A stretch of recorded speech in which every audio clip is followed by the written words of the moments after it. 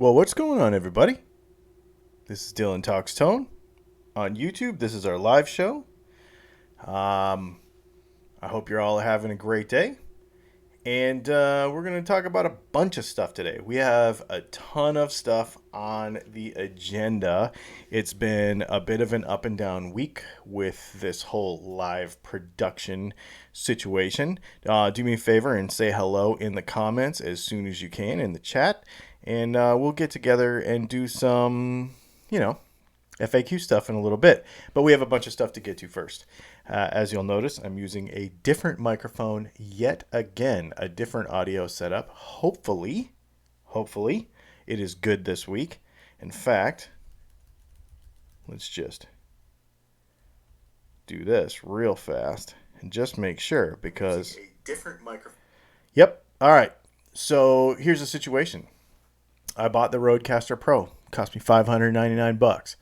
Took 3 weeks, three months, almost 3 months for it to come in. Had nothing but issues with it for the last 2 or 3 weeks. Now I've been using it for recording and videos and doing voiceover stuff, but it was absolutely a pain to use for streaming, and so I ended up returning it because about 60% of what I bought the darn thing for, I couldn't get it to do. And it was supposed to be able to do it. I think there was a situation with my particular unit, but we are returning it. $599. I just don't want to mess with that. And then I bought that amazing microphone to go with it. It does not play well with my PreSonus mixing board. So if I don't have that unit to use here, I don't need that expensive microphone either. So I'm literally coming at you today on a $59 USB microphone from Amazon. It's ridiculous after all this time. So it's just kind of been a lesson to me to sort of keep everything simple, one of those deals. So that's what's going on. So of course we're still using a Camlink 4K and we're doing really cool stuff with all of that and everything. So as the little banner there says, do me a favor and throw some questions in the chat and we will scroll back through them. If you use a super chat, I will make sure that I don't miss it before we get off. But we have a bunch of stuff to go over. So that's kind of the issues, the battle that I've been going on with all week. It's been annoying. Actually, I was emailing back and forth with their support, Rhodes support in Australia, which of course then that adds a day and everything. So we just said, screw it. We're going to keep it simple. We're going to make sure that we get our live show off on Friday morning like we are doing right now. So I tell you what, let's, first of all, there was a question that came up last week, and I really like this stuff, okay? I like technical stuff too, but we're a community here, just getting to know each other and hanging out and being friends and stuff like that, right? So I thought it was kind of funny. We have a viewer that asked us a question last week, 3 questions actually. His first question was, what is the meaning behind your Boycott Beyonce shirt? Now I wear that shirt in a lot of videos. I wear it all the time actually. And a lot of people, it's really funny. You'll be walking down the street or you'll be in a bar somewhere and they'll be like, yeah, boycott Beyonce. But really, the joke is on them. In the 2016 Super Bowl, she had some kind of, for her formation song, she had some sort of kind of formation of people or whatever. And law enforcement thought that it was like anti-police or whatever. I don't think she necessarily meant it that way. But there was a whole bunch of people that took up that tagline and said boycott Beyonce. Well, when she went out on tour 2 months later, she actually made her own boycott Beyonce t-shirts, and they were hers. That is a Beyonce t-shirt. That is not a boycott Beyonce t-shirt. It was kind of like the joke's on you. Because you're going to think that when people wear this, you're against Beyonce, but you're actually not because it's actually a Beyonce t-shirt. So I bought one because I thought the marketing was genius and I really dug the whole thing. So that is a Beyonce t-shirt. I am not against her. I do not care.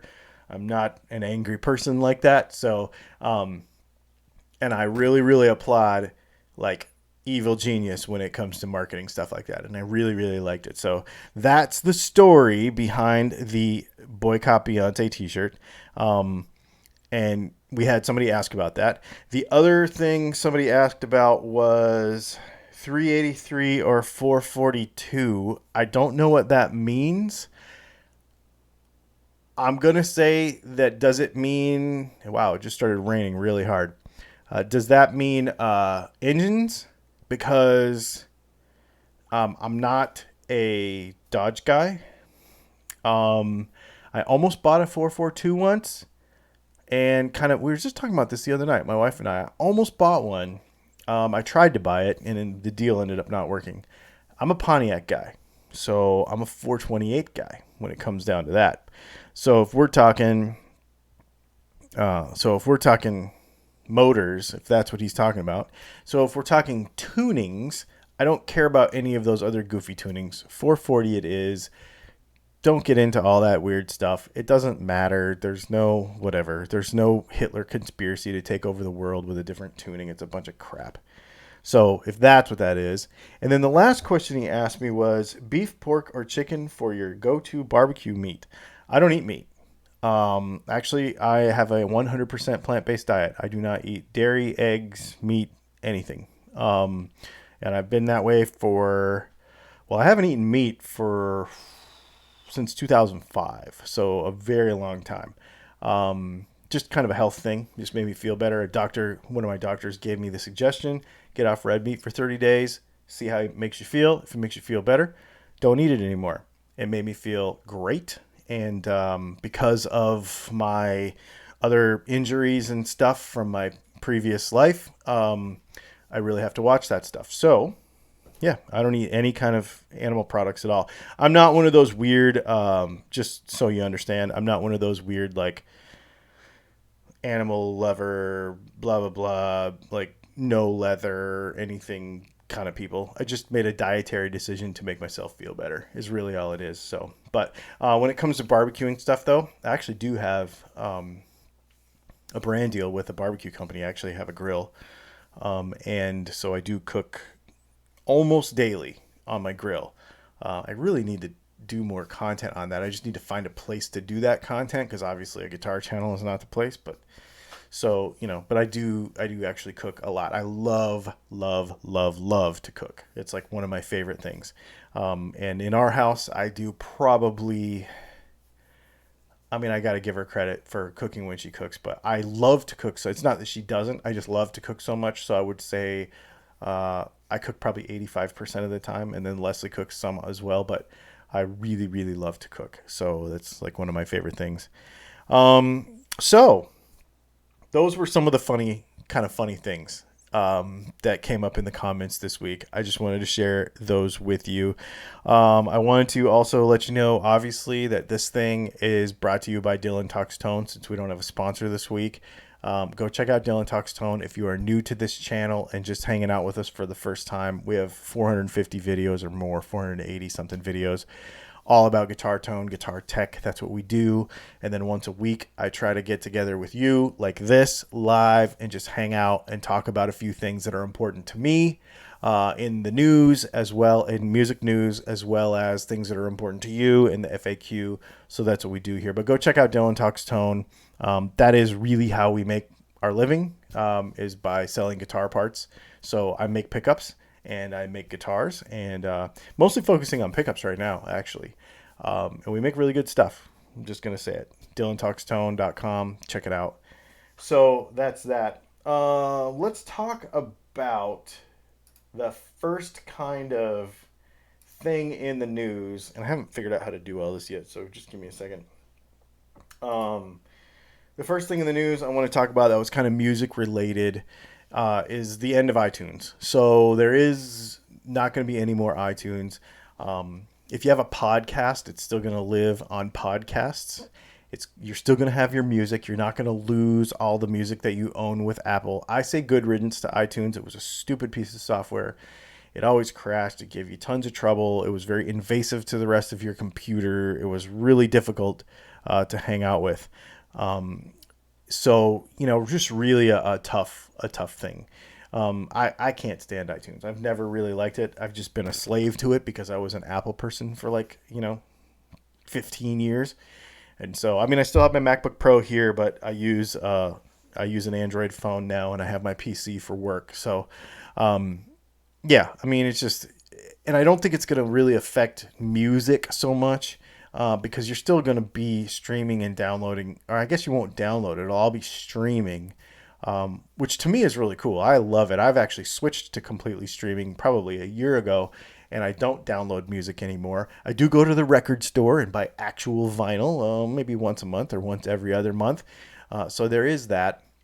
But I think overall, this is really not going to impact anything at all, really.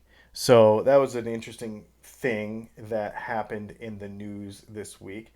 And then the other thing that's kind of sad, so let's talk about this for a minute. Dr. John died, man. I was bummed out about this. Dr. John passed away, 77 years old. I think he had a heart attack. Man, that kind of sucks. He was a cool dude. I remember seeing him live a couple of times. And anyway, New Orleans blues, you know, cool thing. So I just wanted to mention real briefly that Dr. John died. And then let's talk about some music because everybody keeps talking about how rock is dead and all this kind of stuff. And I know this is a little bit out of the box, but I am I am not an in the box person anyway, which we're going to get into here in a few minutes. Rammstein, their new record. So if you don't know who Rammstein is, they're German. They're like an industrial metal band, and they've been around for a long time, actually, a long time. Probably their first big notoriety in the United States, and maybe earlier than that, but the first thing I can think of that made me really take notice of them is they had a song on a soundtrack for that stupid movie, Triple X, with Vin Diesel. And it was a terrible, terrible action movie, like stupid action movie. But the soundtrack was amazing. Had a bunch of metal people on it, and Rammstein was on it. And actually, they were in the movie as well. I love this band. I've always liked them since I found out about them, and I think they're really awesome. And I think it's really cool that even in electronica, because they use a lot of electronica, they use a lot of various different instrumentation. I think it's really neat. And they in different charts in different countries. So electronica, pop, rock, metal, all kinds of different genres. They've crossed a bunch of different genres with their music, and I really, really think that's cool. I think it's important that, you know, we talked about this last week with the Lil Nas X situation. I think it's really important for artists these days to, and we'll get into this with our main subject in a minute, to try to cross those, to try to cross boundaries, to try to break boundaries, to try to reach other audiences. If you are a classic rock Led Zeppelin cover band, maybe if there is one out there, for example,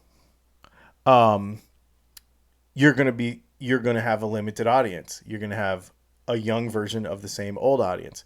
It's going to be bigger than an actual Led Zeppelin in 2019 because young people don't know who they are.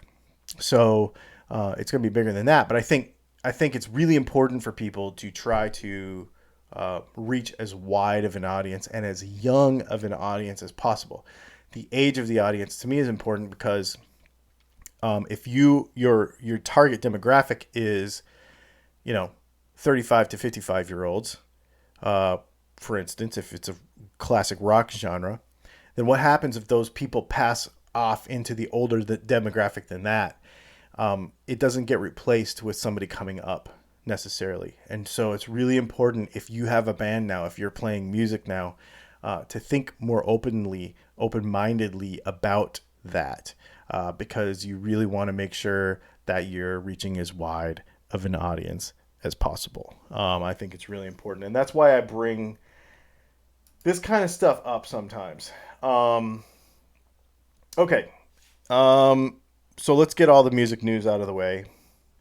And then I want to talk about a guitar. and we're going to get into some guitar tech stuff that I think is kind of interesting.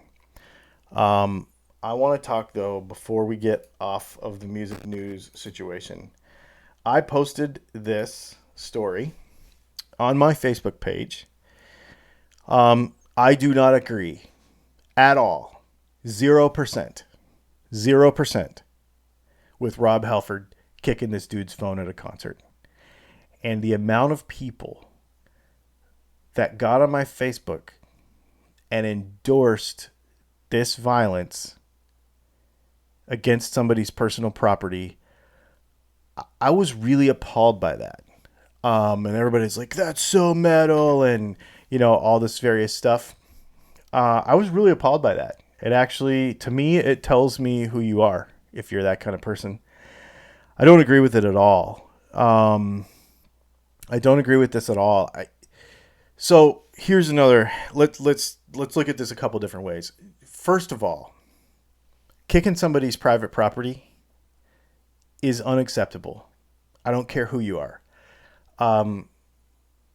Violence to enforce a point is never good. It's just never good. Period. That is number one. Number two, if I'm Rob Halford, I'm an old dude with an old band who is trying to bring into my fold an audience, a younger audience, because my regular audience is dying. They are getting old. And if you to stay relevant in 2019, like we just discussed, and somebody just commented in the comments, you have to stay fresh, and you are right. And so Rob Halford has to figure out a way to reach a younger audience and grow his audience from this demographic of classic rock lovers that loved Judas Priest in the early and mid 80s, I guess, and bring that demographic from those 35 to 55-year-old people, which is what that would be right about, or even a little bit older, actually, and then bring that down to the 18 to 35 and fill in that gap and continue to be more successful so that he can continue to do what he does. And he probably still would anyway. Judas Priest is, big enough where they probably would. But my point is this, besides the violence, which is never acceptable, you have to understand, and I've said it many times, that two things are happening that are major. Because people got in my comments and they were like, the comments on my Facebook page, and they were like, I agree with what he did. You should leave your cell phone at home and just be there to enjoy the concert. Blah, blah, blah, blah, blah, blah, blah. That is if you're an old dude. That isn't if you're an angry old man. You have to understand that an 18-year-old kid was born at a time that by the time he was 7 or 8 and starting to pick up on technology, all he knew was a touch screen. All he knew was a mobile phone that you could touch and that you could share with the rest of the world. That is where we are. We are at a place where it is ingrained in anybody that is younger than about 35 years old to share the experience that they are having currently with people that are not currently with them. That is part of it. And you cannot tell me that most musicians do not want this, because they are trying to grow their audience, and they are trying to grow a younger audience, and they are trying to retain their older audience.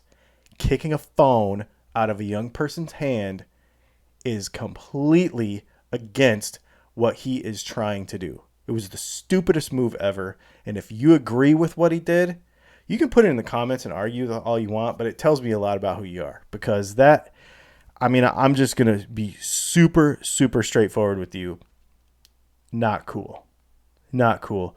And I just, not cool. The whole leave your phone at home thing is absolutely ridiculous. Nobody's going to leave their phone at home. and they're going to want to share the experience that they're having. I'm enjoying myself at this concert. I love it. I do it all the time. I Snapchat my wife because I have to go out to a gig, see some stuff about a thing, do some stuff. She can't. Maybe she's got the kids for the weekend. I'm doing the same thing. I'm like, I wish you were here. This is amazing. I'm Snapchatting you right now. Everybody does it. It is part of the culture that we are in. Whether you agree with it or not, I don't care. But you don't use violence to enforce how you feel about it. Ever. He is a professional. He said that he was distracted and it was causing problems and his little flashlight was on. This is coming from, again, the same culture of people who like want you to turn they want you to hold up a lighter, but nobody has lighters anymore, so we all use cell phones. Maybe that's what he was doing. If somebody's shining a light in my eye and I'm playing, what do? Oh, I just turn this way a little bit. Fixed. Problem solved. Call security. Do whatever you want to do. Don't kick it out of his hand. Ridiculous. Ridiculous. So anyway, that was a thing that I wanted to talk about this week because it came up on my Facebook and people got super, super angry about it. And I don't get angry about it, but it disappoints me to an extent that people in my audience want to endorse violence for that sort of thing. Don't like it. And if I lose a viewer or 5 or 100 over this, I don't care. Tell you the truth. It's the right thing. Doing the right thing is always the right thing. Okay, so the other thing I want to talk about real quick is this. I am super, super excited to show you this. I saw this headline and article on Facebook, I think, or Facebook or Instagram. Maybe it was a published, maybe it was in Music Radar or Guitar Magazine or Guitar Player Magazine. Look at this thing. It's beautiful. Looks kind of like a Les Paul. Looks kind of like a Jazzmaster. Full arch top. It's like $4,000. I think they were going for like the 59 Les Paul, but not the 59 Les Paul shape, obviously. Because you can't copy anything. I really like this. Speaking of that, as we discuss this, when we talked about the Lucky Dog situation, the Lucky Dog guitars with a big company, Fender, suing him over his peg head design, he posted on Facebook earlier this week that he came to a resolution of that situation. He did not say he won or lost that situation. He just said that he came to a resolution of that situation. I am going to put in my own spin on it and say that I think it's a win because he's able to continue using his peg head that he was using in the first place. So he does not have to change his peg head. So personally, I call that a win. He called it a resolution of the situation just to keep everything accurate and fair. But Fender is not, and I don't know what the terms of that. That was part of the deal. He can't go public with what the particulars of that are. But the bottom line is he doesn't have to change his peg head. So very, very cool. I wanted to mention that. That story is kind of in relation to what we're showing you now because we talk a lot about, and I posted this and I got a lot of hatred over it. Not hatred, but just a lot of negative over this guitar because people were like, they needed to spend more time designing it and it's too blah, blah, blah, blah, blah. Anyway, whatever. We'll get into that in a minute. A couple of things I want to share with you. One is, first of all, it's beautiful. Second of all, look at that peg head design. So he calls this his I don't know what it's called exactly, but you see how the wings are kind of upswept? So I believe it still has, a 17-degree peg head angle. But when you lay the guitar flat on the floor, it doesn't do it any damage. It won't break the peg head off. The way he does this whole situation, it makes it to where it's way more reinforced than Gibson. It's almost kind of like how Gibson should have done it. Whether you like the shape of it or not is kind of irrelevant to me. There was a lot of people when I posted this saying, oh, this is not going to work. It's going to kill tone. I don't understand the claims that he's making, blah, blah, blah, blah, blah.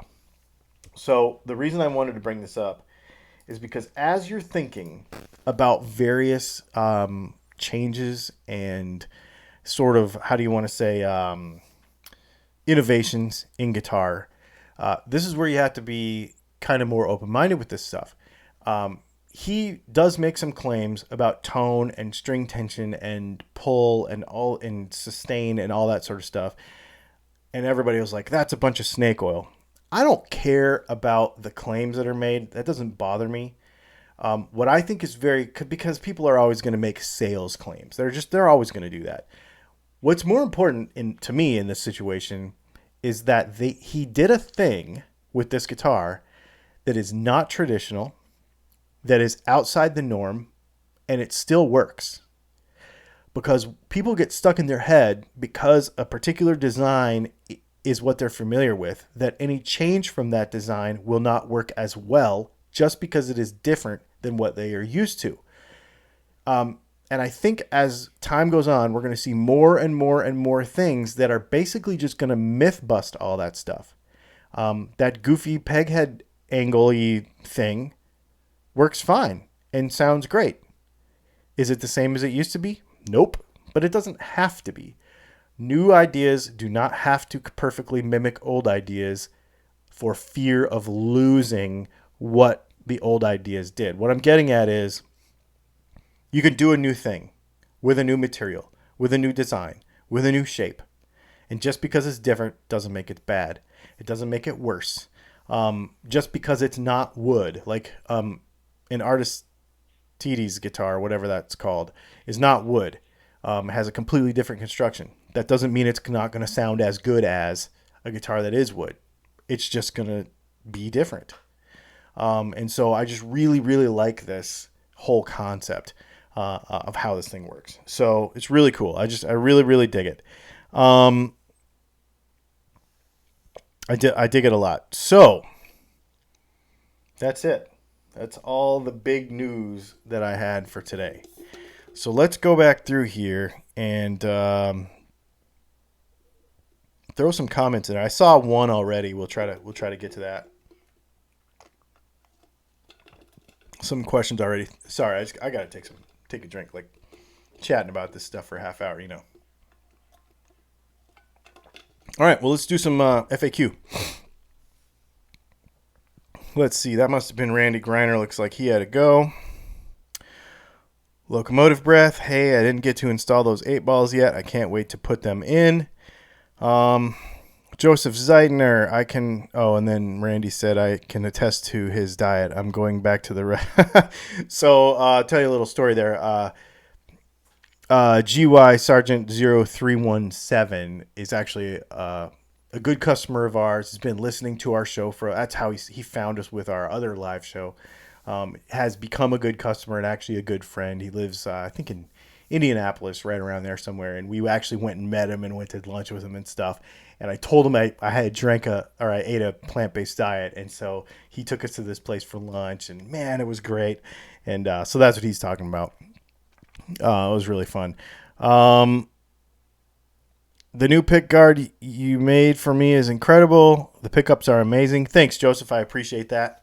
I appreciate that very much. I think for him, we built if I recall, that was a single hum in black bakelite with a kill switch. Really cool guitar. Yeah, man. Super cool. Let's see. What else we got?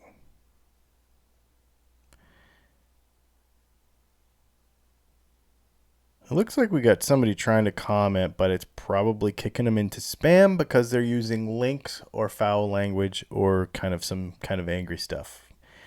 Let's see. Somebody asked,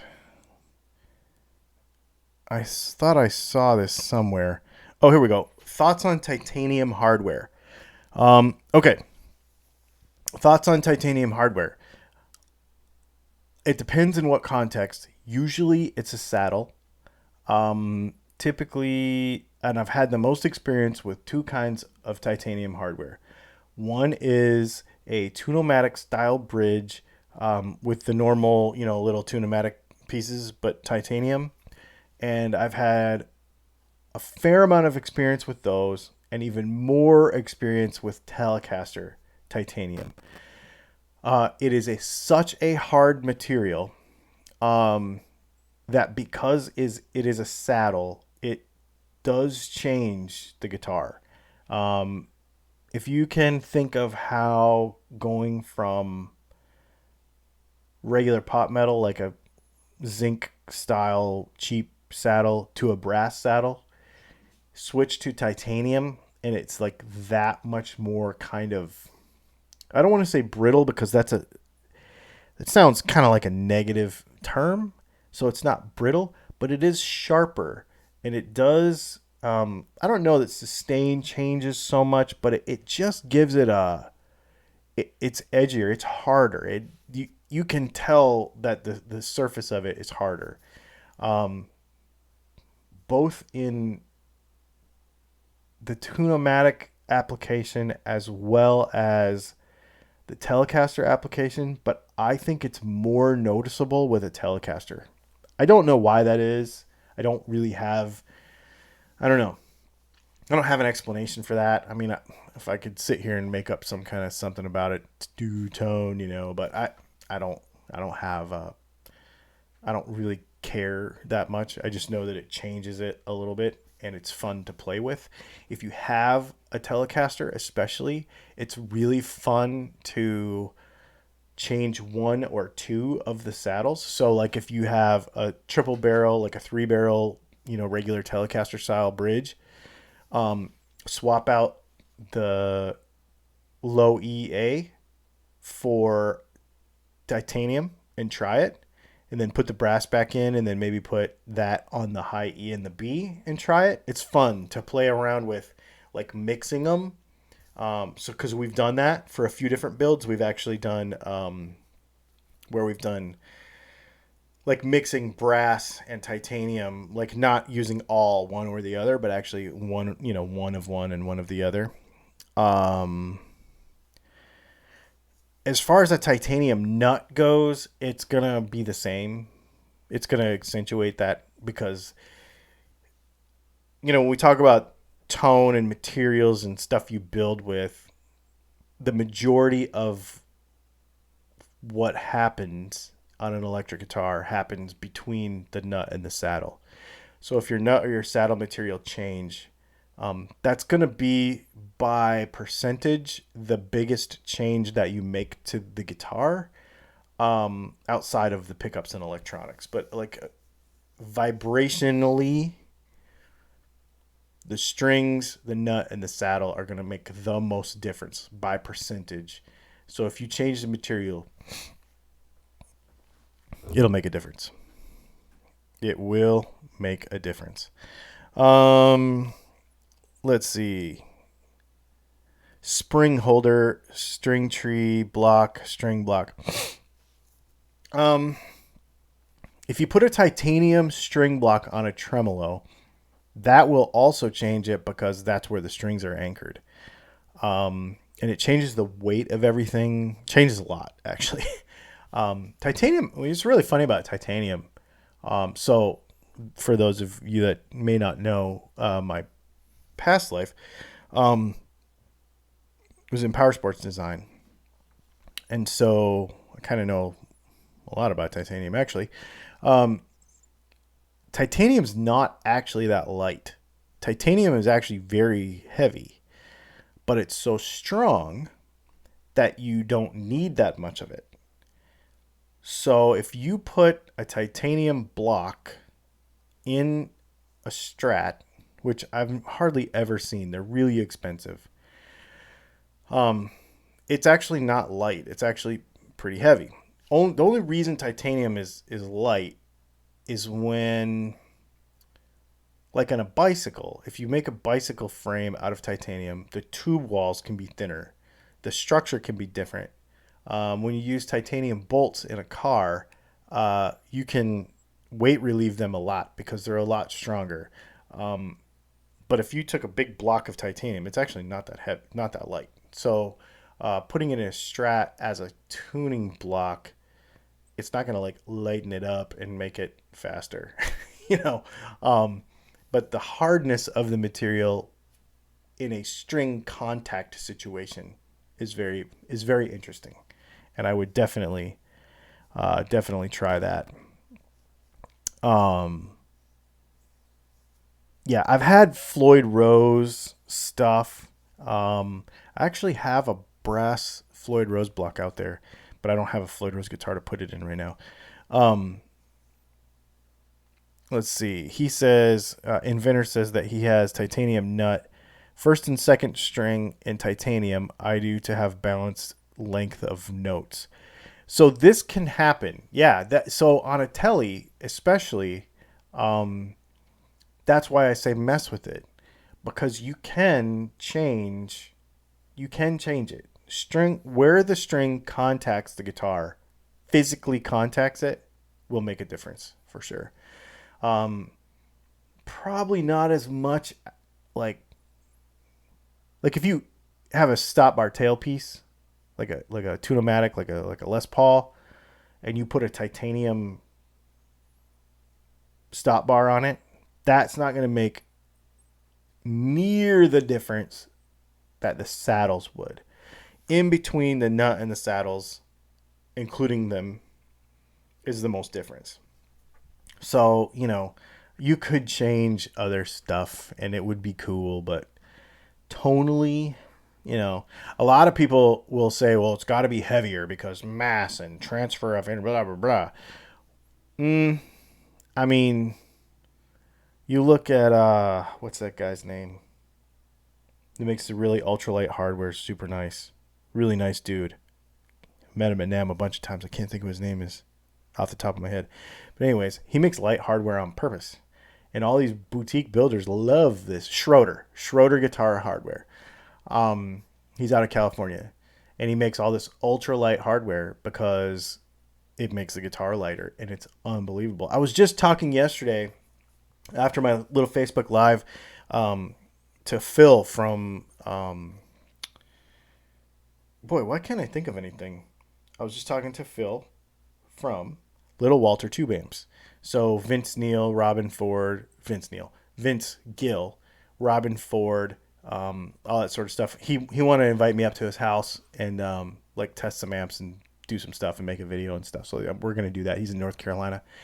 So we're going to do that soon. But he was telling me that he's got a piece of some kind of cypress that's ultra, ultra, ultra light.